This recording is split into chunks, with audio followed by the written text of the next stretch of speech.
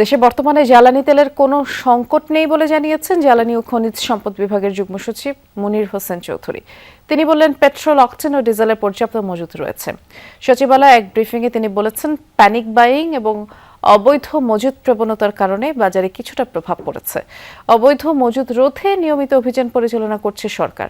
এ সময় তিনি উল্লেখ করেন, ৩ মার্চ থেকে ১ এপ্রিল পর্যন্ত অভিযানে প্রায় ৩,৭২,৩৮৮ লিটার অবৈধ জ্বালানি উদ্ধার করা হয়েছে।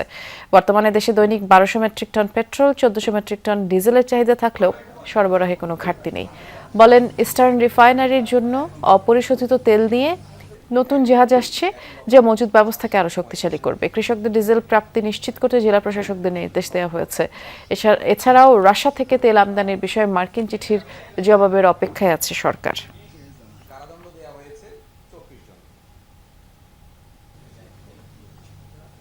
পেট্রোল এবং অকটেনের ক্ষেত্রে আমি আপনাদেরকে বলি, একদম পর্যাপ্ত মজুদ আছে এখানে, এবং কোনো সংকট ডিজেলের ক্ষেত্রেও নাই। এপ্রিল মাসটা আমরা পুরোপুরি নিরাপদ আছি।